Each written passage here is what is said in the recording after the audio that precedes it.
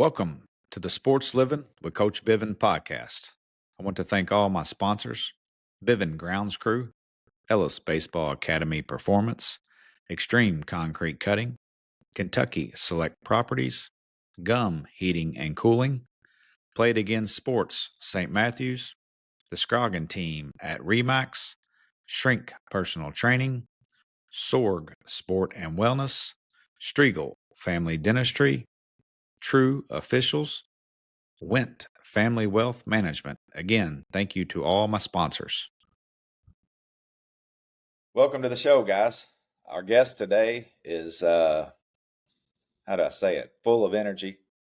Got some passion for the game, work ethic. His knowledge of the game is just out of this world to me. So that's one reason I had him on this show so early is the respect I have for him and how he goes about playing the game of baseball. And he's stuck around now in the area to be a grad assistant at the University of Louisville. So I'm fortunate to have DylanConnorHoy on the show today, and I want to welcome him to the show. Thank you. I appreciate you having me and all the nice words. That's why you're the man. But kind of to add on to that, I'm also giving lessons in the area. I do them over at the Hat Check at Louisville on the field, and we also do them over at Trader. So if anybody's interested, just hit me up or Josh, and we'll get to it. So Yep. Looking forward to it today, though. Yep, I wanted you to mention that. I'm going to put the link in the bio. I'll put your information down in the bio when I post this. We're going to be going next Friday with this one. It'll be opening day of Division I college baseball. So that's another reason I wanted to have you on. We have college baseball already started at the JUCO, the NAIA. I think maybe D3 and D2 has already started too. But next Friday is the Mecca, the Division I college baseball opening day for almost every school in the country. So another reason I wanted to have you on and then have this show drop on that day is just to give the excitement out there that you have and everybody else has for college baseball. Nowadays it's on TV. As you know, every game you played last year was on TV of some sort. So Best time of the year, I'll tell you that. Yeah, absolutely. I was fortunate enough to watch Dylan all last year play with my son. You batted .317. You had 5 jacks, and one of those is going to be a topic here later on in the conversation. I think you know which one that is. Oh, yeah. The good stuff. Stuff. Yeah, I think it went viral, so we'll get into that one. 35 runs scored, 10 stolen bases, 415 on-base percentage in one of the toughest conferences in all the land in the ACC. So that's congratulations on that great offensive season. No, I appreciate that. I appreciate it. More importantly to me is I've known Dylan for a year and a half now, and just the way he carried himself on and off the field. Again, when I asked my son Tucker who to interview, and he says, "Get DylanConnorHoy." Well, guess what? Welcome to the show, Dylan. So that tells a lot about Dylan's character, honestly. When Tucker, pretty low key guy, and Dylan, a kind of on the field voice, and no antics, but just how you play the game is just smooth, and your defense is great, but you have a little presence about you out there that everybody seems to enjoy. Some hate, some enjoy, right? Yeah. I think the guys that I play with, they enjoy it a little more than the guys I play against. But That's right. No, it's really just a testament to the guys. Like your son Tuck, Patrick Forbes, all these guys that are on the squad just coming in to accept me. I wouldn't be able to do it without them. So it's definitely a two-way street for sure. We'll get into that a little bit later. Dylan is a transfer portal, so we're going to get into that conversation and topic, good, bad, and the ugly. We all know there's good. DylanConnorHoy, we know there's some bad issues with the portal of kids going to take that money and leaving their team to dry, so to speak. We'll get into that a little bit later, but I want to start from your hometown, so to speak. Little history. Where'd you grow up? Favorite sports team? What sports did you play when you were growing up? Yeah, so I grew up in Suffern, New York, which is right on the border of New Jersey. Went to Suffern High School, Suffern Middle School. I wanted to go to private school, but I was told, just stay the public route. Plus, I think paying 25 grand a year to go to private school, probably not the smartest idea, right? Especially when you're trying to get recruited to go to these big tournaments. But grew up a Yankees fan, long diehard Yankees fan. Kind of pissed about this past year, what happened to him, but we're gonna go through it. So, but yeah, Yep. so I grew up there, and I'll actually skip a little bit real quick to the high school baseball days, which is pretty interesting. I'm sure you're aware some kids they kind of play varsity as a freshman or varsity as a sophomore, right? You always kind of dream of that. So my freshman year, tried out for the varsity team, didn't make it. I played for the freshman team, right? A week after that, they bumped me to JV because the shortstop got hurt. So I'm a freshman playing JV. The week after that, so it's only 2 weeks into the season. A week after that, the varsity shortstop, I think he made in 10 games, he made like 12 errors. So we have a practice JV and varsity. Then I get pulled up to varsity. I had a conversation with the head coach. So I'm playing varsity as a freshman, even though I tried out for him and got cut. Yeah. Hey, So you made the time came and you did it. Sometimes injuries or bad play, you get your shot. So yeah, no that doubt, we'll no definitely doubt. do some high school discussion later in the show. Did you play? Was it Little League or Babe Ruth or what was it Yeah, there? so I played Little League. It was just kind of like the town rec league. Played that starting in T-ball and then just worked my way up. And those are some of the best times you play with your buddies that I'm still fortunate enough to be friends with now. They played Little League with, going to elementary school with them, middle school and high school. So we played there together. And then we kind of took that Little League team into a travel team that we played with up until high school ball started. Nice, nice. And you Yeah, any coaching by your father, or was he just was no, he? he was good. He was good. I mean, obviously you always want, dad to be involved and he would always do extra batting practice with me, hit me ground balls, endless hours, which is fantastic. But he was never involved on the coaching side. So it was cool to kind of be let go and do my own thing. And he would never really harp on me about much. Yes, got to So meet him. Great guy. So he's a tell him I talker said, too, hey, I'll tell you that. I it's will. I'll tell him you so what's up. He misses you. He all misses you. right. So you played any other sports growing up? I played basketball. I played basketball until about what was it, eighth grade. Our point guard ended up going to University of Tampa out of high school, but Nice. Division II, which Yeah. they're still very good, but I didn't grow much. I was still stuck at around 5'8", so I knew my basketball days were probably done. Yeah. Yeah. I was going to ask you that. And so you were a small guy, but you're built now. I'm sure you weren't the skinniest guy out there. No, I always had a little bit of excess weight to me. So I was that littler, chubbier kid running around. But once I got older, I leaned out a little bit, and I think focusing on baseball definitely helped with that. Because once I stopped playing basketball in eighth grade, really picked up, started working out, not heavy weights, but just started a little bit of weight training, and that really led into my junior year where I really started to pick up working out. Cool. Well, that you were high school, just went to baseball, like you said. Yes, Yep. Went to baseball. And then you had the varsity from freshman year and stuck with it all the way through. yeah, All, stuck were with you it in a COVID all. year? You had a COVID year there? No, so actually my freshman year of college, this is the funny story. I got a good story about that, but freshman year of college was my COVID year, which was crazy enough. But my sophomore year in high school, before the rule came out, because we know the rule came out now you can't commit or talk to schools to your junior. I committed my sophomore year to Marist, Yep. which everybody thought was pretty early, like committing to a mid-major school as a sophomore in high school. They said, "Hey, why don't you wait a little bit?" But I just had that feeling that it was the right decision. Yeah. Right fit. And how far from home is that from is It, Marist? it was only 45 minutes. So my mom Okay. had home cooked meals on Sundays. I would ride home, have that, and then head back to school. So I had That's the a best of big both part. worlds. Big part of the decision, honestly. I mean, that's a great thing to have right there in your back pocket. You can get home and get the clothes washed too, you know. No, it's phenomenal. It's great. Bring the clothes basket home, see the dogs for a little bit. So Oh yeah. I want to talk about quickly. You freshman, you were making varsity as a freshman on the varsity baseball team, but I know your work ethic. We've seen that how hard that is, and was that already there in high school? You said your dad was pitched to you, hit the ground balls. I'm sure you were doing that on the obviously off practice time because he didn't coach you. So how was your work ethic back then? no, definitely. I think it was there, but in all honesty, I think I had a little bit of extra cockiness to me because you're in high school, you make varsity, you're playing up, you're 14, 15 years old playing with 17, 18-year-olds. So I had a little bit of extra cockiness to me. I didn't listen to people that much, but my work ethic was still there. So I think that definitely saved me a little bit. Yeah.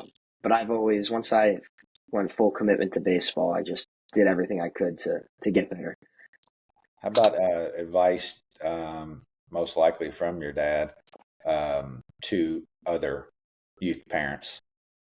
Did he make you go hit the ground balls or make you go to the cage, or was it you asking back No, in the it cage? was all me. I mean, I don't think there was a time that I can name it that he said, "Hey, you want to go take ground balls?" It was the only times he said something was, "Hey, Dill, you want to go get lunch? I'm getting kind of hungry." So Yep. it was always me saying, "Hey, you want to go take ground balls today? You want to get some extra swings?" And he was always down for it. So I Yeah. couldn't be more thankful for that. Cool. Advice for those youth parents that you're young, but I think you're knowledgeable on this, that I think you're with me on this, that not to push the kids so hard, so to speak. I'll let you talk on that. No, definitely. I think there's a fine line between motivation and pushing the kid. I think if your kid's struggling a little bit, but you can see that there is passion for it and they're not going great at the time, you know how baseball is or sports in general. You can have a lot of downside of stuff or a lot of negativity. So if you need to push them a little bit there and say, hey, look, you're going to be fine. You just need to keep working and keep getting after it. But if you're telling the kid, hey, you need to go work out today, you're not doing enough or this and that, I think that's the line where you just gotta kind of let them be because you can draw a lot of passion or love out of the game from Right. it. I've And seen. I listened to Sean Casey's got a podcast and he had Dustin Pedroia on it. And maybe one of your players that you hated due to the Red Sox there, but the guy could play, as you know. But Sean Casey asked him, what kind of offensive help do you give your kids right now? He's got like 6, 9, and 12-year-olds that play. And he said, literally, hand-eye coordination.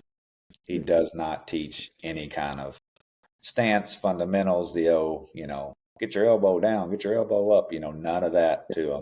Obviously, he's a major leaguer, but all hand-eye coordination, bat to ball. I thought that was really like eye-opening. And honestly, that's what I did because I didn't have the knowledge to tell him really how to swing or, mechanics. But I think it was a great point. I don't know how that was in your family. No, I think that's phenomenal. I'm the only person in my family who played baseball. So it's pretty much they're just going out to hit me fungos and throw me BP. And if I hit it hard, good job. If I missed the ball, hey, you got to field that. So it was I guess you could say it was pretty similar to the hand eye, just not too much knowledge of the game behind that. But I think that's a great idea because even now, you tell older kids, hey, load into that scap when you're hitting or load to C, get your foot up in the air, they get kind of mechanical. Right? So I'm sure if you're telling a young kid the same thing, because I do a lot of lessons, if I tell a young kid the same thing, he's gonna get pretty mechanical and stiff, and that's kind of the last thing that you want from him. You just want him to be free and loose. And I think that you are now a grad assistant. You want to pursue coaching. No, definitely. I think this is just the experience I've had so far this year on the coaching side. This is something that I want to stick with for a while. I think I've had a lot of good influences on the coaching side of me from Coach McDonald, from my last coach at Marist, Coach Trez, who's at Army now. They've just helped me so much along the way, baseball wise, but out of baseball wise in life, that it's just drawn me to that career path. We'll get to the college here in a minute, and remind me, I wanted to discuss that your two coaches that you had off the field talk about how big that is. We'll get into that later. But recruiting world, you said you committed sophomore year. Um, Yes. that was kind of easy for you. You went to the school close to you that was a Division I Yeah. baseball school. Did you do any camps before that? Any kind of those showcases or anything? Well, it was pretty interesting because the team that I was on, right? I said it was that little league team growing up. We were able to stick together and start to go to some college showcases my sophomore year. One of the kids on the team was already committed to Marist, and we've been friends for X amount of years, right? His dad says to the head coach, hey, you got to take a look at this kid. You said you want another left side of the infield. We're already bringing, his name was Trey. we're going to bring Trey in, who's going to be a third baseman. Why don't we bring a shortstop in? Right. So we went to the Marist camp after the URI and Brown camp, and I was talking to those two schools, but did well at Marist. They gave me a campus tour, and then he called me a week later and offered me. Nice. And I was just shocked. I'm not sure how Tuck felt or yourself, when the first Division I offer came in. I was just pumped up, and I said, "Mom, I got to commit here." And then we took about 2 weeks until I finally committed. But she asked me, "Hey, is this where you see yourself for 4 years going to school? This is not just about baseball." All the little questions. Yep. And I just felt so comfortable there. The class size was small. It was only about 20, 25 kids. It was right on the water, a beautiful campus. So everything outside of baseball drew me to it just as much as the baseball did. Nice. Nice. And with that, the new NIL, the portal, we'll get into that here in a little bit. But my question to all that is, with that stuff going on nowadays, you know how crazy it is. I asked Chris Burke this the other day, should kids look to the mid-major or the D2, their NAI, or even JUCO, which is huge to get in early in the game and get reps in? Yeah. Should they be looking for that instead of this big high-level Power 4 D1 offer where they may go sit for a year or two before they get in? No, I definitely think it's good. And who knows, if you go to the mid-major, you might even love it and stay there all four. I've known kids who get drafted out of there. We both know a lot of kids who can get picked up. It's all baseball. It's all relatively the same. You just don't have the number of high recruits that go to the mid majors versus the Power Five. But to get reps, and with the roster size shrinking now, if you can go to a mid major and start there and ball out, and then you can branch off to a Power Five if that's what you want to do. That's the route you want to go. I don't see why. Right. I like You that. wouldn't Yeah. do that. It's kind of just right in front of you. Yep. That's a good point.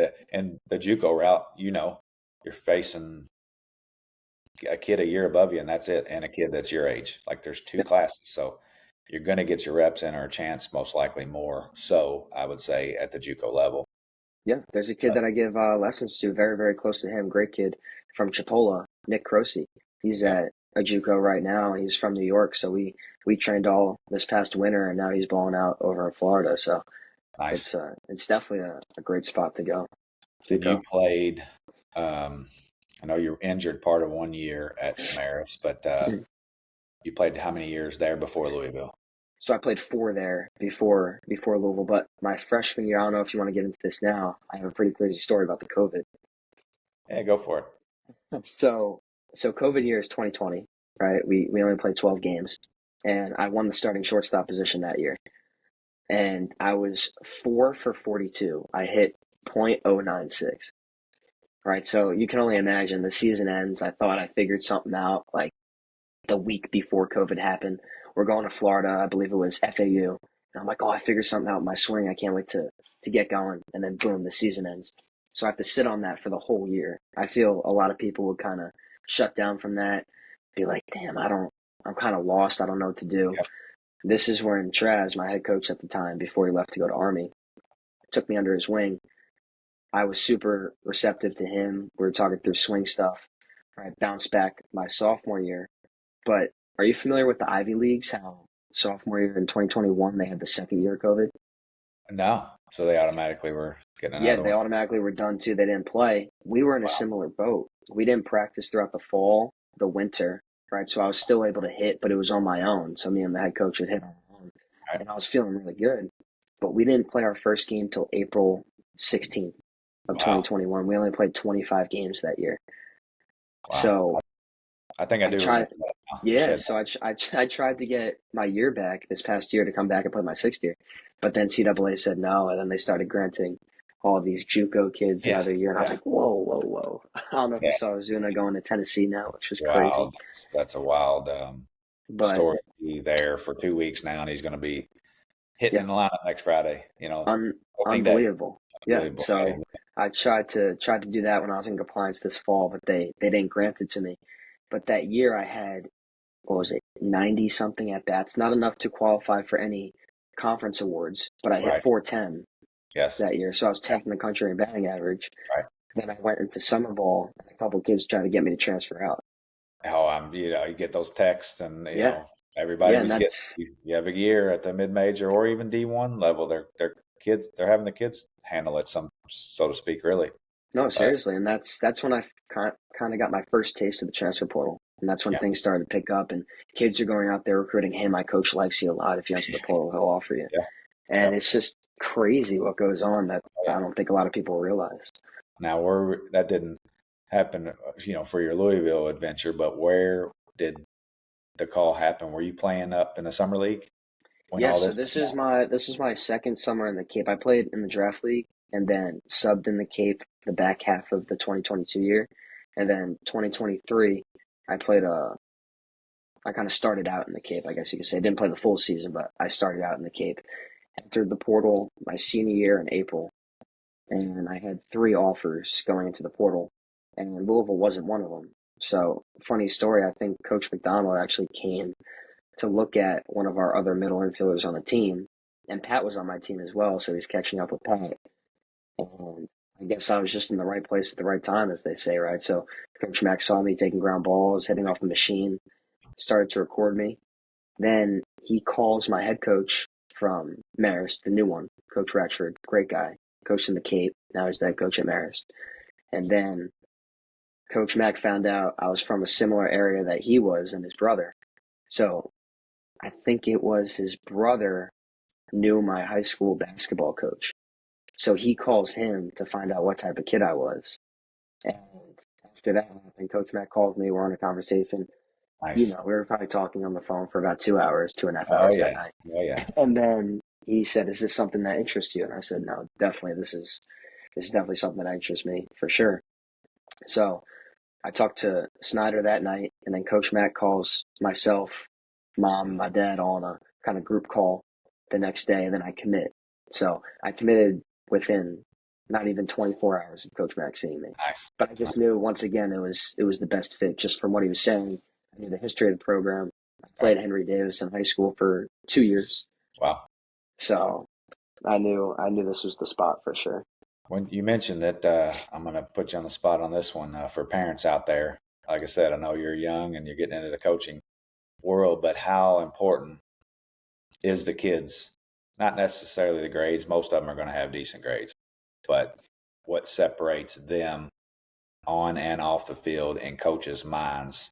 Like you're saying, a Coach Mike like you, he calls a coach, he gives a good report to Coach Mike, and I guess your insight maybe on how you should act or how you're going to recruit when you get to be a coach. No, for sure. I think, in my opinion, it's just how you carry yourself. You can never tell a kid to act a certain way. The only thing that I want to see is how you act as a person and be your true self. And if that person's carrying himself well, holds the door for other people, says thank you, just the little things. He does the little things right, and is able to be personable, carry on a conversation with others, and just be looking to help somebody at all times. I think that's definitely the key because you're going to take that selflessness into effect for sure. I love it. They people put it on X and everywhere in between on social media, but it's reality that if you're a turd, the coach ain't coming after you. I mean, It's you can true. be really, really, really good, but the Division I coaches at Hmm. pretty much Marist's conference and now the ACC conference. These guys, they hold their players accountable on and off As the field.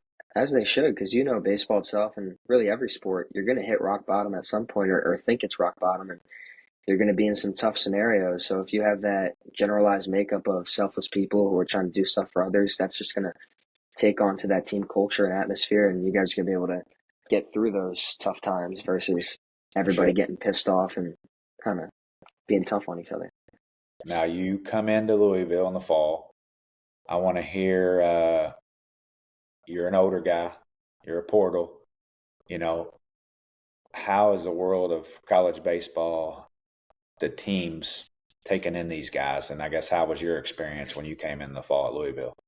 I mean, I'm super fortunate to start off. My experience was phenomenal. I met Tuck in the summertime. I'm not sure if you remember that. I took a picture with Tuck, Gavin, and Forbes. Yeah, They were yeah. playing on Falmouth at the time, and I was with Forbes the whole summer. So I got to campus pretty early because I left the Cape earlier, and I was with the freshmen and a couple older guys like Beard and Isaac, but they just took me right in. I think they knew that the time of the portal was coming, and obviously, I think it's a testament to not only myself but more so them. I think you have to be willing to accept the change, and they Right. were, and I was just on board with them. I wanted to win, and that's what they wanted to do. Obviously, Tuck, Pat, everybody, they just wanted to win games, and that's what I Yep. came there for. I wanted to go as far as we could. Unfortunately, we didn't go as far as we would like, but that's really just to them. And I think it's a tough time because not a lot of people on teams are going to stay together. So if you have a great group of guys, you don't know if those guys are going to stay next year because I mean, in all honesty, if you can get paid a good amount of money to play college baseball, these kids don't have time for jobs. Right. So You're right. I can't really blame them at all. I don't think it's a bad thing. I mean, you have to go do what you got to do. I agree. And yeah, I remember getting that picture and asked Tuck about you. And you were, I think, were you playing? You weren't even playing that game, I don't think. But Nope. Tuck said, yeah, he talks a lot. I said, Yeah. well, we need that. I mean, because honestly, you've seen, you were the vocal guy last year, and now you got Mhm. Mayu seems to be one of those guys this Yep. year. And you got to have those on the squad. You can't have a bunch of quiet guys out there. So I think it's a good mix for sure once you get that going. you you're there 4 months or so, and it's November or so, and the players vote you on as a captain. Again, I already talked about you. I'm not going to pump you up anymore because you you are the guy that I love you. And but tell us about that. How cool of a moment was it? How just tell me about it. I was shocked, to be honest. I mean, I was a captain in high school. I was a captain for a year, an unofficial captain for a year at Marist, and it takes kind of 3 years to get to that point. And I'm not saying it's never really been a goal of mine to be a captain. It's more so a goal to have an influence on other guys. So if I can have a positive influence and they're working hard because they see me working hard, or they want to get this out because they know I'm behind them and I'm going to give them everything I got to go catch a ground ball or catch a line drive. That's the impact I want to have. But for them to vote me a captain, it was special and surprising at the same time. So That's awesome. I definitely was not expecting it. We kind of went to the meeting and did the as you see it, and Coach Mack pulled Isaac, Webster, Beard, JT, and myself in his office and said that we were voted for captains. Um, I guess all I could really say is thank you to those guys. And I know Yeah. it's not like a thing just to say it or I wanted my captain just cause, but Yep. it was definitely Great honor, that's for sure. Uh, I already talked about your great season you had. You guys finished sixth in one of the toughest conferences in the country out of 14 teams. It was a great year following you guys, obviously, but I want to hear your thoughts on the ACC baseball and the upcoming season. I think the ACC has more All-Americans preseason than the SEC. I mean, it's going to be an absolute gauntlet again this year, but just your thoughts on how ACC ball was, some of the stadiums, how competitive it was. yeah. Well, first off, this year is going to be a show for sure. I think it's going to be a battle, even more so than last year, just because I thought last year was obviously really, really good. Like you said, the All Americans, the preseason All Americans. I think all the younger kids that were really good last year, like the freshman All Americans, are a year older now. And you have all the transfers coming in. I think it's just going to be super, super fun to watch and be a part of. But I guess we could start off with the ballparks. Those were unbelievable. I'm used to playing in the MAC conference, not the Right, MAC, but the MAAC, right. where you're on dirt fields, right? And that ball, it hits a rock and it pops right up. So we would do a lot of work with the Jeter balls. You know, the Jeter balls, you throw them and they Oh spike yeah. and go. Oh, That's a regular ground ball at our fields. So playing on fields like this with fans, we didn't even have any necessarily right. stadiums at my last conference at my last school. So to be able to play in front of 5,000 people on a regular basis is definitely, I think it's more fun, to be honest. I Oh was yeah. never really nervous, but it made me, my adrenaline was a little bit higher and I had more intent throughout the Right. games to play. Yeah. So that was definitely amazing. But ACC baseball is just a different beast, I think. Yeah. It's the depth is what kind of caught my eye and made me notice how good it really is. Like you're going to see guys who throw 95 on Friday nights. I think in almost every conference, right? You're going to see dudes who can hit a ball 450 in every conference. But to have a whole lineup 1 through 9 who can do damage like that, and to have a whole pitching staff through on Sunday. Let's say you're mercying a team or you're getting mercied, and they roll out somebody who's 90 to 93.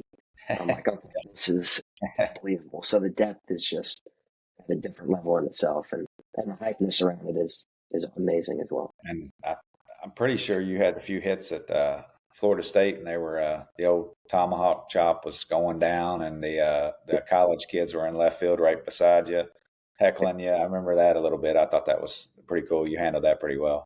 Yeah, I mean, I was always used to getting heckled. It happened at a school called Canisius, so they had the hockey team. They had a Division 1 hockey team, so I think they had like 15 or 20 kids coming out cursing at us in the on deck circle. So I played in the Cape a couple of summers, like I said, in the draft league. So always used to being heckled. I think it's I'd rather that than it be Yeah, quiet. You know, yeah, I mean, it does get annoying once they start saying some personal stuff. They find out your mom and dad's name, right, right. um, Yeah, but no, it's all fun and games. those dollar beers at Florida State, I think, got those kids a little riled Oh up. So my God. Oh my that was fun God. stuff. But I remember you had a good time out there. oh yeah, oh yeah. One other place, the home game. I got to hear this story, before we get done here. But the viral home run against Clemson, we all seen it. It's on TikTok, Instagram, everywhere else. But we lose a game the night before, and we need to win that Saturday game. And it's a close ball game. I think I don't even know what inning, you probably know, but give us a history of that bomb and Yeah. what happened around the bases, and it just obviously the next day something Yeah. else happened. So Yeah. No, it's crazy for sure. I'm kind of shocked that I did it myself, but you know, when you're playing, the adrenaline kicks in and the competitiveness just kicks in and you just play. But it was the seventh inning, I believe. But Friday night, like you said, it was a tough loss. My second at bat, I get hit in the elbow. I think it was like a 94-mile-an-hour fastball. Get in the elbow. I'm kind of rubbing it.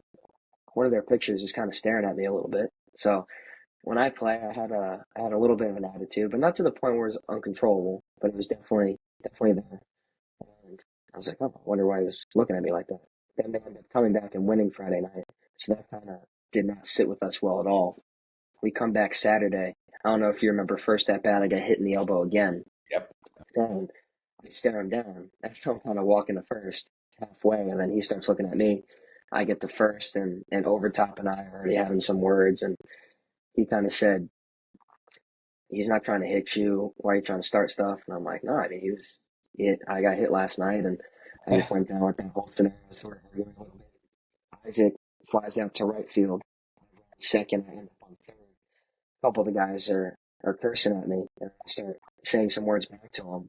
Snyder pulls me, and he goes, "Hey, not today. Don't do that stuff today." Because he was good with me. He always calmed me down. And then, what inning was it? I think it was the fifth that Camarella got thrown out at second, and he ran back to the dugout, and he shoulder bumps me. And then I follow him, and I start talking to him, and then the dugout starts yelling back at me. Umpire says, "Hey, you gotta relax." To myself, and I was like, "Do you see what he just did?" And he's like, "Yeah, I saw it, but don't engage."